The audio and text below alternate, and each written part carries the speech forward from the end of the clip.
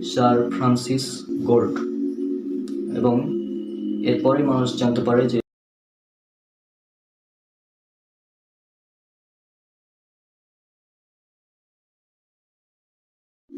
আসসালামু আলাইকুম ওয়া রাহমাতুল্লাহি ওয়া বারাকাতুহু।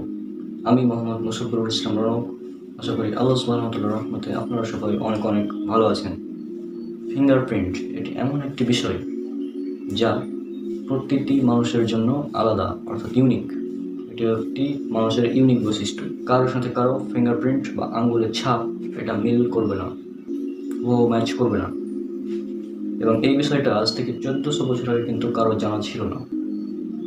1880 সাল থেকে নিয়ে 1892 সালে সর্বপ্রথম ফিঙ্গারপ্রিন্ট আবিষ্কার করেন ইংল্যান্ডের বিজ্ঞানী স্যার ফ্রান্সিস গোল্ড এবং এরপরে মানুষ জানতে পারে যে প্রতিটি মানুষের যে ফিঙ্গারপ্রিন্ট রয়েছে, আঙুলের ছাপ, এটা হচ্ছে ইউনিক বা আলাদা। ইউনিক, কারোর সাথে কারো মিল হবে না। এবং স্যার ফ্রান্সিস গোল্ডের এই আবিষ্কারের পূর্বে মানুষ এটা মনে করতো এটা একটা সাধারণ বিষয়, মানে তারা এটা গুরুত্ব দিত না। কিন্তু এটা যখন আবিষ্কার হলো তখন সবাই জানলো যে আসলে এটা হচ্ছে মানে আলাদা, প্রত্যেকটি মানুষের জন্য এটি হচ্ছে আলাদা এবং এটি অনেক কাজে বর্তমানে ব্যবহার করা হয়। ফিঙ্গারপ্রিন্টের কাজ কি সেটা হয়তো আপনারা সবাই জানেন। মানুষকে আলাদা আলাদাভাবে শনাক্তকরণে ফিঙ্গারপ্রিন্ট ব্যবহার করা হয় এবং ফিঙ্গারপ্রিন্টের এই বিষয়টির প্রতি আল্লাহ সুবহানাহু ওয়া তাআলা আজ থেকে প্রায় 1400 বছর আগে ইঙ্গিত দিয়ে দিয়েছেন পবিত্র কোরআনে। একটি অ্যামেজিং বিষয়।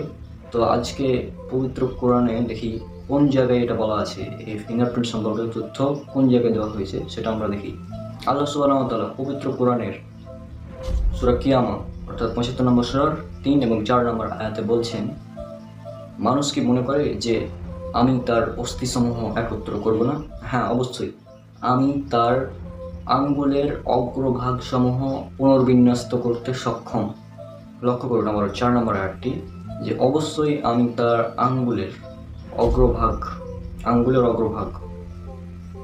পুনর্বিন্যস্ত করতে সক্ষম। আল্লাহ সুবহানাহু ওয়া তাআলা এখানে ফিঙ্গারপ্রিন্টকে নির্দেশ করছেন, যে আঙ্গুলের অগ্রভাগ অর্থাৎ আমাদের ফিঙ্গারপ্রিন্টটা যেখানে থাকে সেই কথাটাই বলছেন। যে বিচার দিবসে যখন মানুষকে আবার আল্লাহ সুবহানাহু ওয়া তাআলা কবর থেকে উঠিয়ে নিয়ে আসবেন মাটির নিচ থেকে, তখন আল্লাহ মানুষকে উদ্দেশ্য করে বলছেন যে মানুষ কি মনে করে যে আমি তার অস্থিসমূহ একত্র করব না, কিন্তু আমি তো তার আঙ্গুলের অগ্রভাগসমূহ পুনর্বিন্যস্ত করতে সক্ষম। অর্থাৎ আল্লাহ সুবহানাহু ওয়া তাআলা বলছেন যে আমি তো তোমাদের ইউনিক বৈশিষ্ট্য একত্র করে দিতে পারবো।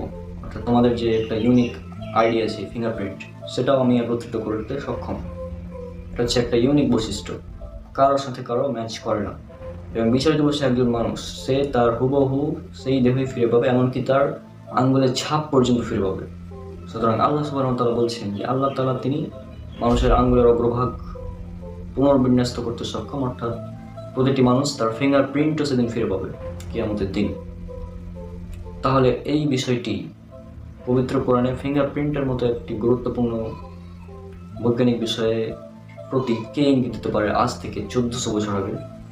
নিশ্চয়ই আল্লাহ সুবহানাহু ওয়া তাআলা ছাড়া এটা কারোর পক্ষে বলা সম্ভব নয়, অসম্ভব। আল্লাহ সুবহানাহু ওয়া তাআলা ছাড়া এটা কেউ বলতে পারে না।